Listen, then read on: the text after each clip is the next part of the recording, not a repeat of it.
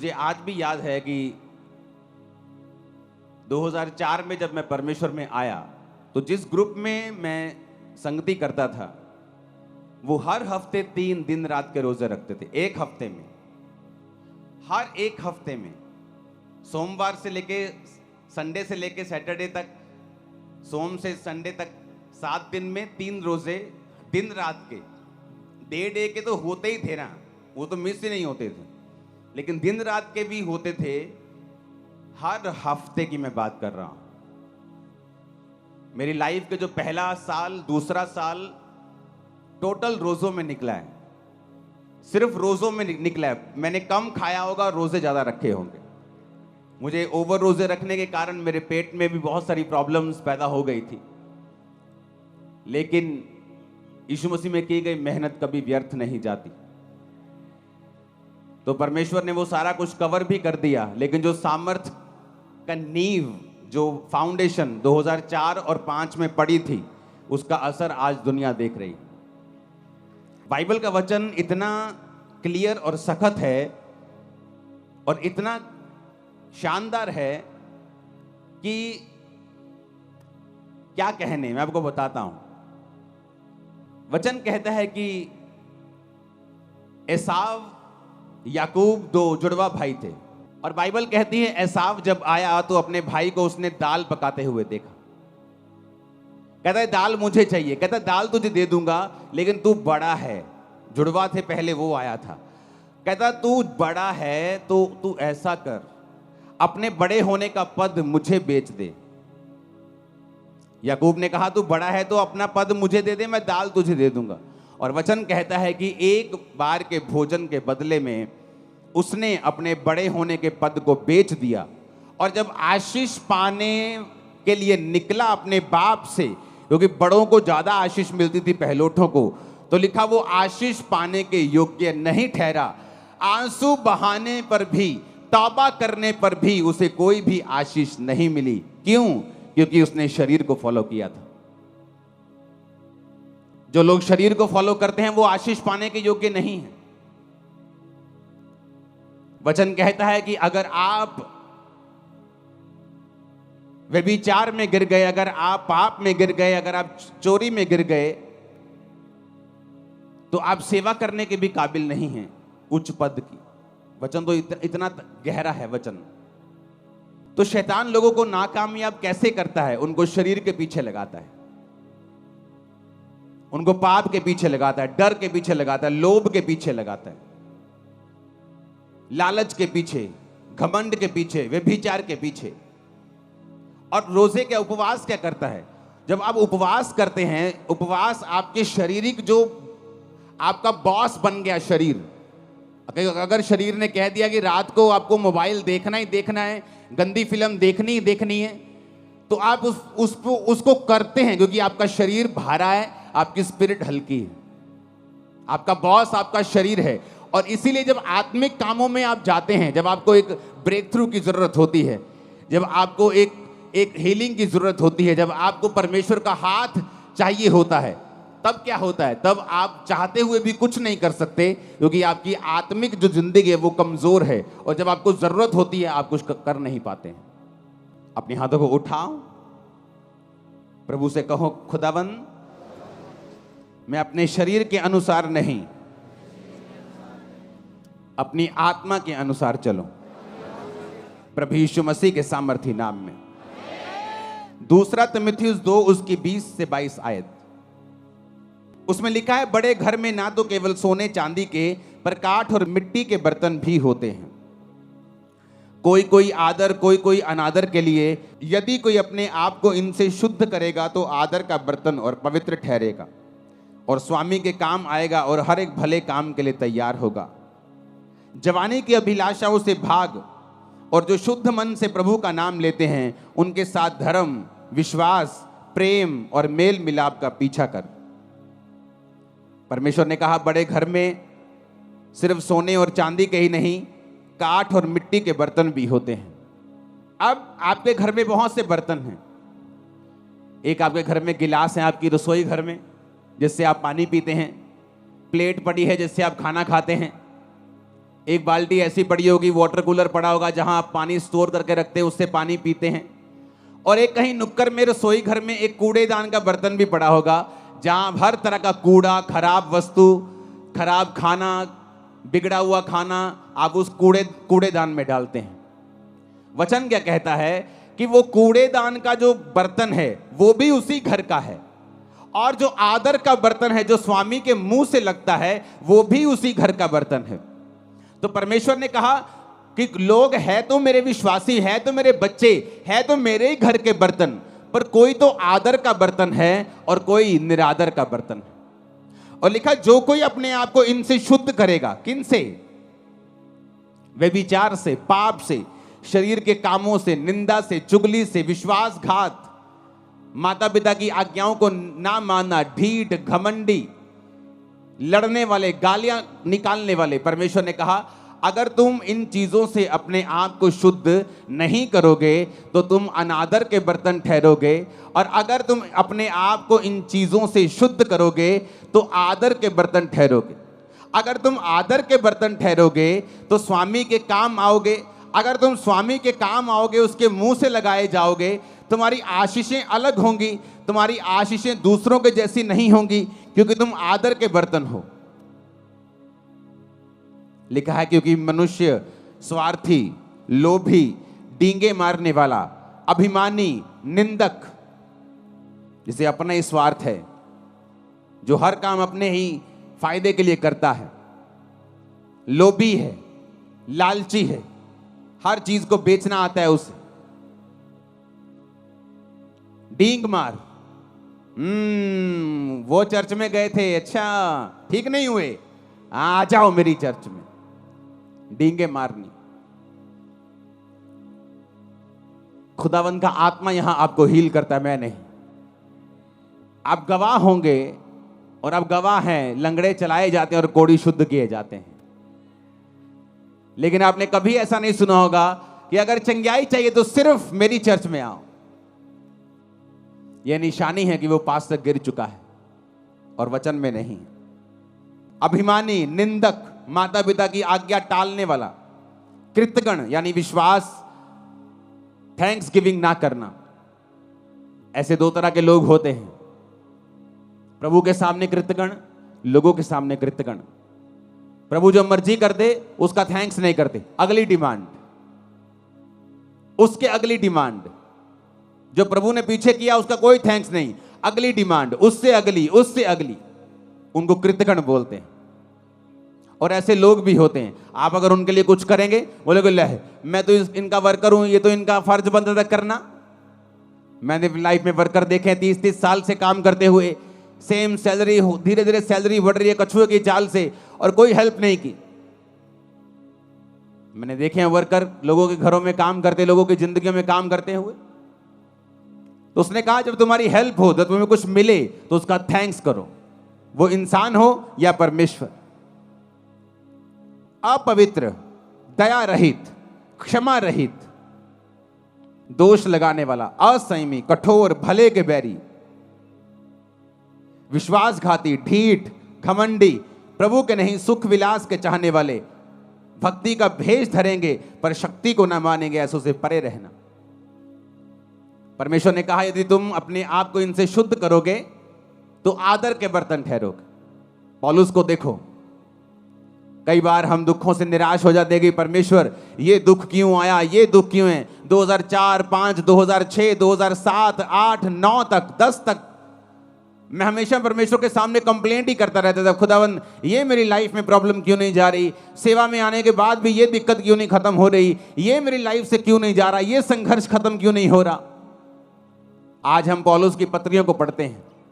अगर हम पौलुस की पत्रियों को पढ़ते हैं, उन 13-12 जितनी भी 13 पत्रियां हैं, तो पौलुस की पत्रियों को पढ़ते पढ़ते हमें यह समझ आती है कि पौलुस ने अपनी 13 पत्रियों में एक ही बात की है, तुम्हारे कैरेक्टर को किस तरह से मजबूत रखना है, क्योंकि शैतान तुम्हारे कैरेक्टर को खत्म करके ही तुम्हारी लाइफ में काम करता है।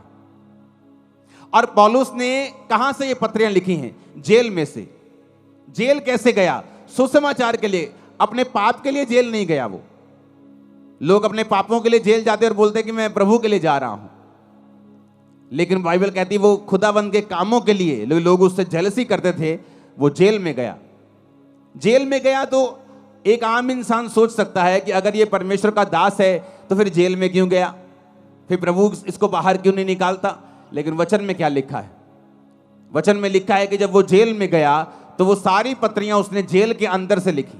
प्रभु को मालूम था पतरस की इतनी पत्रियां क्यों नहीं, क्यों मैं बताता हूं, क्योंकि पतरस बाहर से विकाई में था और हर टाइम बिजी रहता था, कभी वहां कभी वहां कभी वहां मीटिंग है, कभी वो विश्वासियों के पास, कभी उस कलीसिया के पास।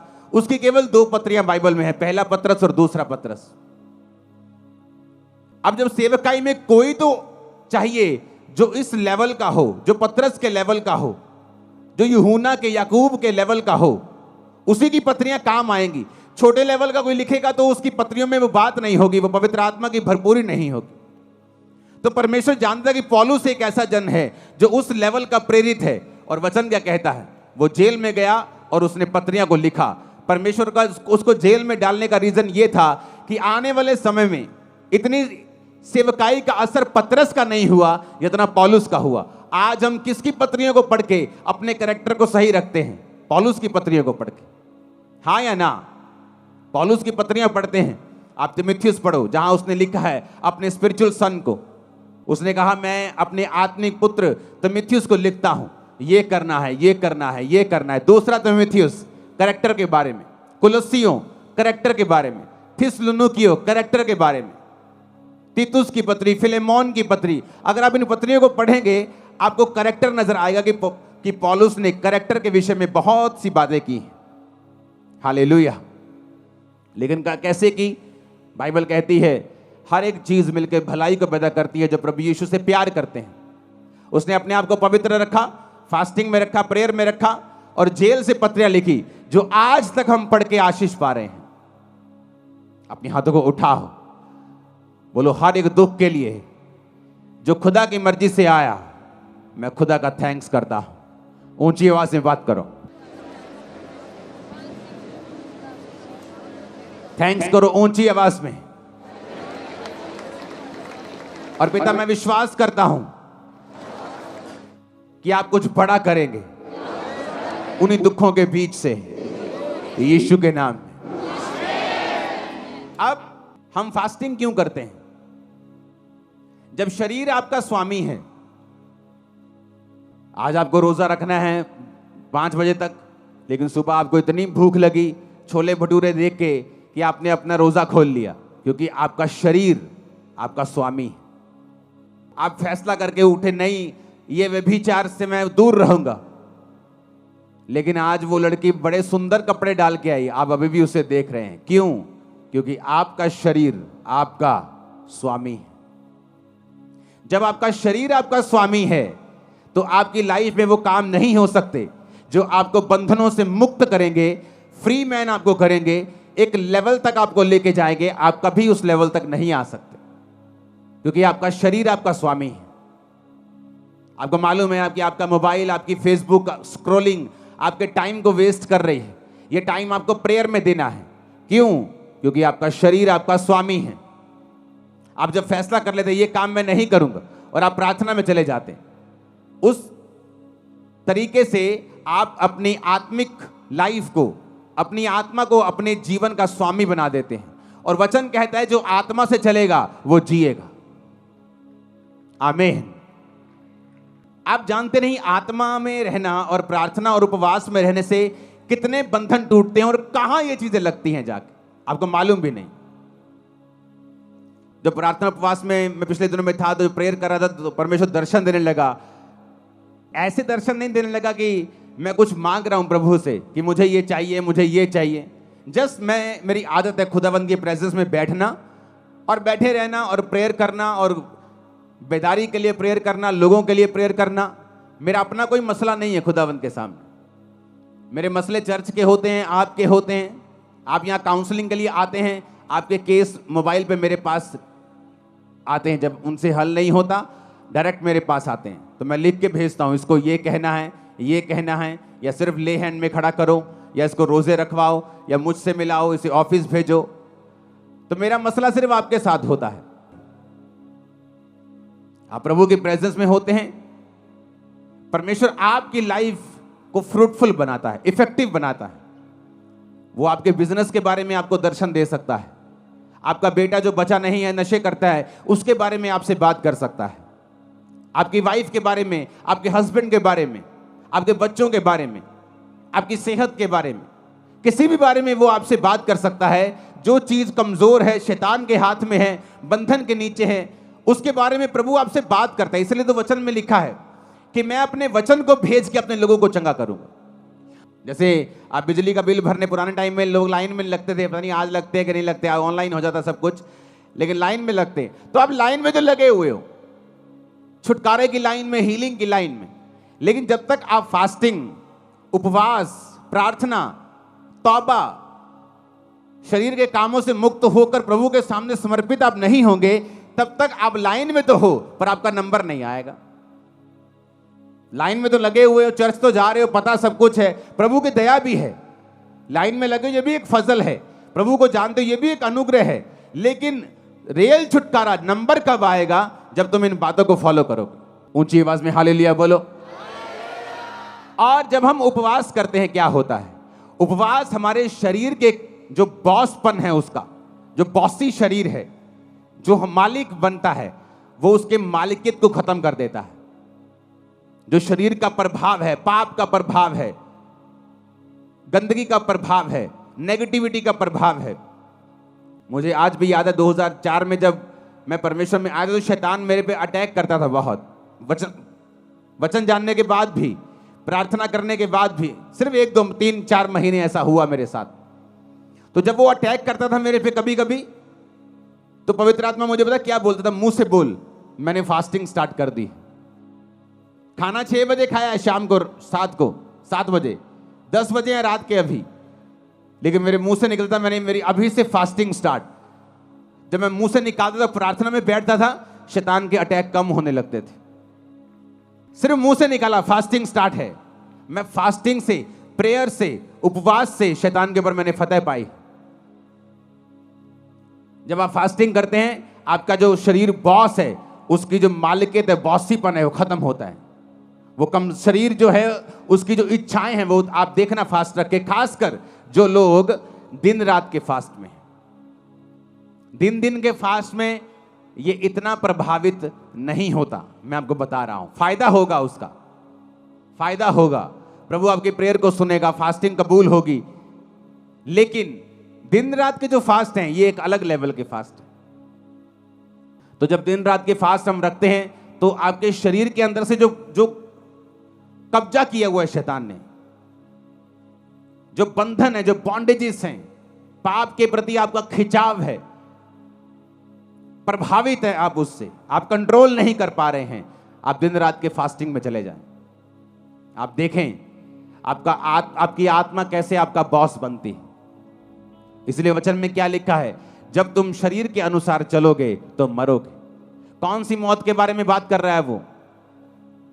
वो शारीरिक मौत की बात नहीं कर रहा है इसमें। वो एक ऐसी मौत की बात कर रहा है जो आज सब घरानों में काम करती है। हस्बैंड वाइफ तो हैं, लेकिन मैरिड लाइफ मरी हुई है। नाम से तो ठेकेदार है, पर बिजनेस मरा हुआ है। क्योंकि वचन कहता है जब तुम शरीर के अनुसार चलोगे तो मरोगे, पर अगर कहता आत्मा के अनुसार चलोगे तो जियोगे।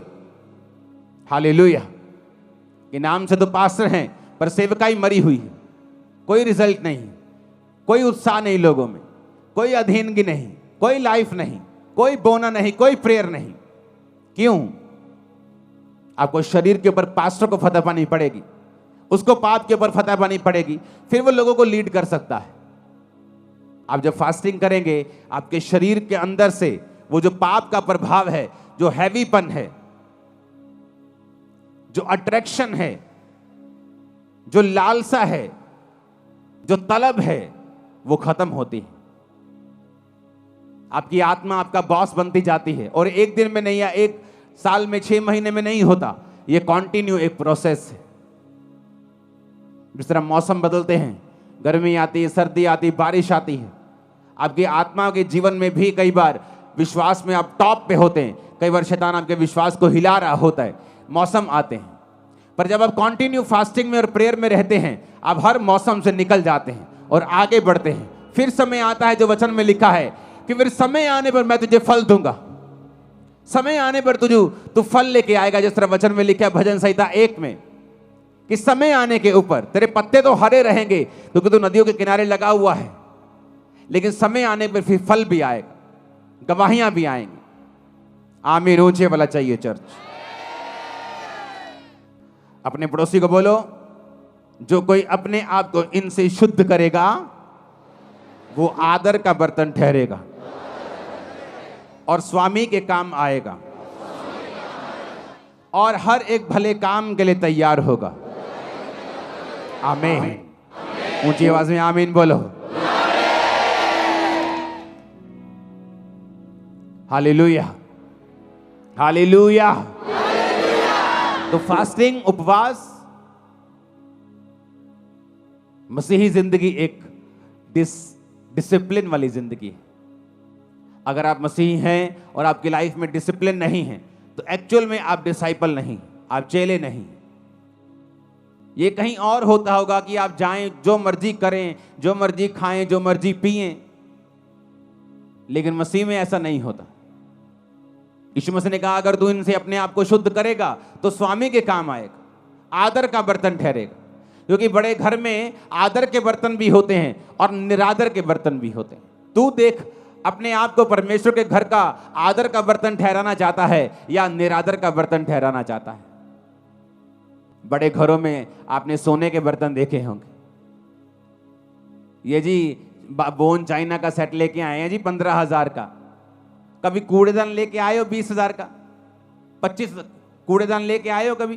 1 लाख रुपए का कूड़ेदान लेके आए हैं जी। सोने के इसमें ओरिजिनल 24 कैरेट गोल्ड का उसमें लाइनें लगी हुई हैं। आप कभी नहीं करो। आप कूड़ेदान लेके आओगे बस मजबूत सा दे दो जी, कूड़ा डाले तो टूटे नहीं, लेकिन बर्तन लेके आओगे शानदार, जिससे पीना है, जिससे खाना है। काम हमारे निरादर के बर्तन वाले हैं और प्रभु से हम कहते हैं कि हमें आदर क्यों नहीं मिल रहा, मेरा बच्चा मेरा आदर क्यों नहीं करता। तुम प्रभु का आदर नहीं करते, लोग तुम्हारा आदर नहीं करते। मेरी फैमिली मेरे अधीन नहीं है जी, तुम परमेश्वर के अधीन नहीं हो, इसलिए तुम्हारा परिवार तुम्हारे अधीन नहीं। मेरा पति मेरी बात नहीं सुनता, तुम प्रभु की बात नहीं सुनती, इसलिए तुम्हारा पति तुम्हारी बात नहीं सुनता। सब कुछ जुड़ा हुआ है। तुम आत्मा में कामयाब हो जाओ, शरीर में कामयाबी तुम्हारे पीछे पड़ के मिले, तुम्हें मिलेगी, बाइबल कहती है। आत्मा में कामयाब हो जाओ, शरीर में कभी भी फेल नहीं हो सकते तुम लोग, कभी भी, नेवर। वो लाइन चेंज कर देगा तुम्हारी, लेकिन फेल नहीं होने देगा। हालेलुया। मसीह जिंदगी डिसिप्लिन वाली जिंदगी है। मसीह में आके भी डिसिप्लिन नहीं है।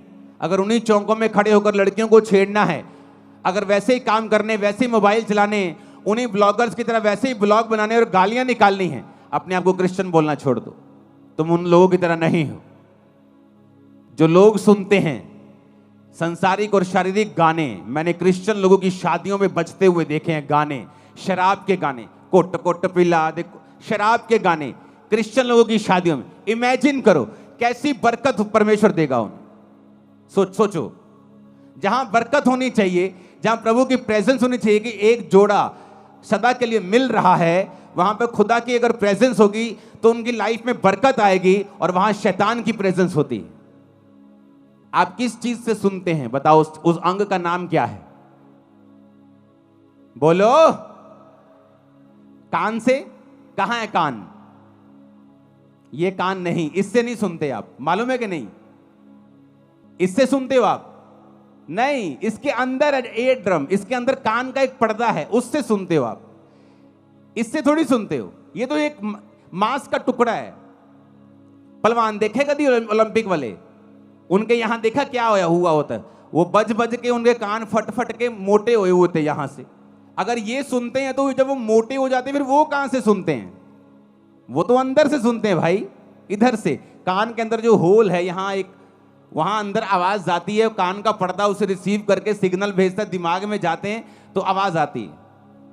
ये थोड़ी सुनता है। फिर ये बनाया क्यों है? बात तो ये है, प्रभु ने कोई चीज फालतू में तो बनाई नहीं है।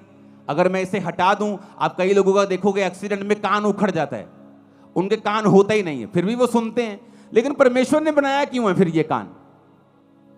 अगर आप ध्यान से देखें एक पिक्चर में, कान और स्त्री का गर्भ दोनों सेम शेप के होते हैं। इधर लेफ्ट साइड पे स्त्री का गर्भ है, यूट्रस है, जहां बच्चा होता है। बच्चा और कान दोनों सेम शेप के होते हैं। दूसरी फोटो भी है आपके पास, कान और बच्चा और स्त्री का गर्भ, पिछली फोटो दिखाओ, दोनों सेम शेप के होते हैं। परमेश्वर ने जब कान अंदर बनाया तो परमेश्वर चाहता था कि इंसान जो है इस बात को समझे कि मैंने कान का बाहरी हिस्सा वो ऐसे भी छोड़ सकता था, यहां फ्लावर बना सकता था ऐसे सुंदर करने के लिए, लेकिन उसने गर्भ की शेप को लिया और तुम्हारे कान पे चिपका दिया। क्यों? क्योंकि परमेश्वर ने तुम्हें बहुत केयरफुली डिसाइड करने के लिए बोला है कि तुम अपनी लाइफ में क्या सुनोगे और क्या नहीं सुनोगे। क्यों? जब औरत के गर्भ में बीज जाता है तो वो बच्चा पैदा करता है, और जब परमेश्वर ने कहा तुम्हारा कान जो गर्भ की शेप का है, जब इसके अंदर बीज जाएगा, वो चाहे अच्छा बीज हो चाहे बुरा बीज हो। एक चोर का जब शादी होता है तो उसके भी बच्चा होता है। एक जादू टोना तांत्रिक, एक बंदों को मारने वाला एक कातल, जब वो भी शादी करता है तो बच्चा पैदा होता है। एक धर्मी जब शादी करता है तो भी बच्चा पैदा होता है। तो बच्चा अच्छा है या बुरा है, ये निर्भर करता है कि कौन उसे पैदा कर रहा है। परमेश्वर ने तुम्हारे कान को गर्भ के जैसा इसलिए बनाया है कि परमेश्वर कहता है कि कान के अंदर क्या डलेगा, अच्छा या बुरा, ये तुम डिसाइड करोगे। जैसा तुम डालोगे तुम्हारी जिंदगी का फल वैसा ही होगा, अच्छा या बुरा। अब तुमने गाने डालने हैं, शराब के गाने डालने हैं, वो गाने डालने जिससे बीपी बढ़ जाता है, तुम शारीरिक जोश में आ जाते हो, वट देंगे टोक देंगे, तुम्हारा वो भला करने वाले नहीं। मैं खड़दा, मैं जानदा, मैं आंदा, वो तुम्हारा भला करने वाले नहीं है। इसलिए प्रभु ने कहा ध्यान से देखो कि क्या सुनते हो।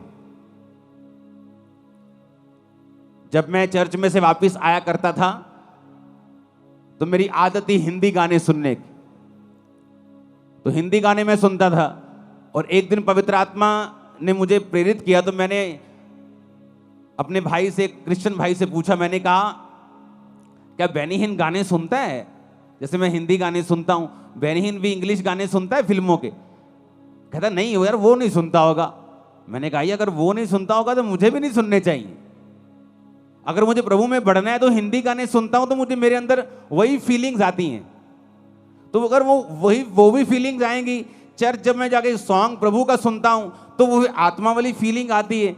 तो मैं अपने शरीर को दो चीजों से भर नहीं सकता हूं, एक ही सोते से खारा और मीठा दोनों पानी तो नहीं निकल सकते, तो चुनाव करना पड़ेगा। उस दिन से कैसेट्स होती थी, तब सारी फेंक दी थी, कोई गाना नहीं सुनना। और पवित्र आत्मा कैसे भरता है? जब मैं सॉन्ग सुनता था, ये सुखविंदर साथ होता था सॉन्ग 2004 से 5 से, जब गीत गाते थे, सॉन्ग सुनते थे, तो वो सॉन्ग सारा हफ्ता दिमाग में बजता था जब तक अगली मीटिंग नहीं आती थी। 3-4 दिन वो सॉन्ग बज ही जाना आत्मा में, जब तक कोई और सॉन्ग नहीं सुन लेना। तो उस वजह से पवित्र आत्मा से हम भरपूर रहते थे, सब लोग जितने इस नियम के ऊपर चलते थे। तो परमेश्वर ने कान क्यों बनाया, उस फोटो को देखेंगे। परमेश्वर ने कान गर्भ के जैसा क्यों दिया है, जबकि जो सुनने वाली चीज है वो तो अंदर है, कान का पर्दा तो अंदर है। लोग बोलते जी मेरे थप्पड़ मारा किसी ने, कान का पर्दा फट गया, अब सुनता नहीं। अगर इस कान से सुना जाता तो ये फटता तो कान नहीं सुनता, पर अंदर का पर्दा फटता है तो कान नहीं सुनता।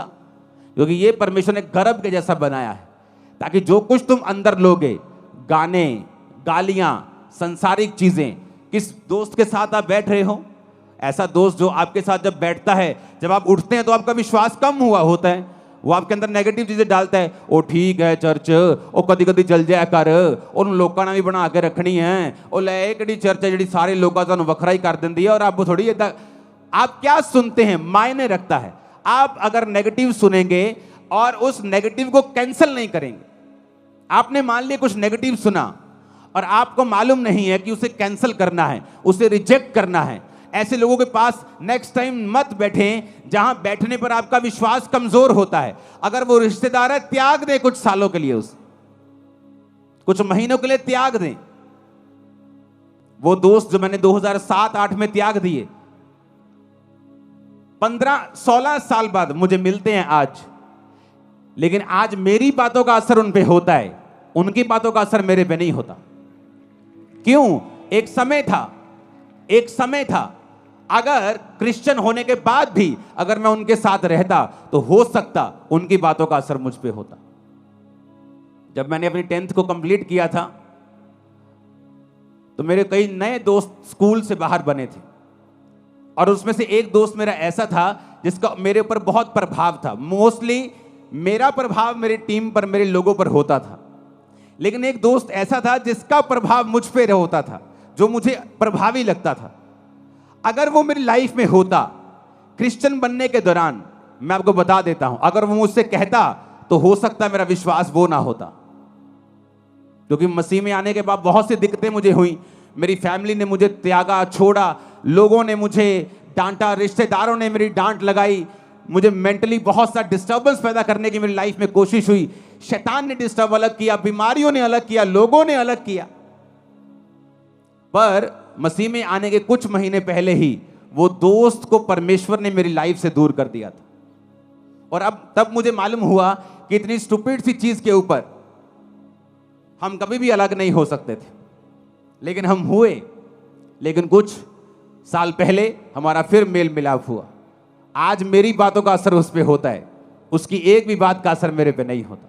टाइम होता है, एक समय होता है, खुदावंद आपकी बोलता है सहेली छोड़ दे मेरी बेटी, अपने दोस्त को मेरे बेटे छोड़ दे, अपने इस रिश्तेदार को छोड़ दे, कुछ साल के लिए अलग हो जा, अपनी लाइफ बना, अपना कैरियर बना। अरे यूपीएससी एग्जाम में भी, संसारिक सफलता लेने के लिए भी बच्चे जो हैं कुछ देर के लिए अलग हो जाते हैं। माता पिता अपने शहर को छोड़ के बच्चों के साथ दिल्ली चले जाते हैं एग्जाम की तैयारी करने के लिए।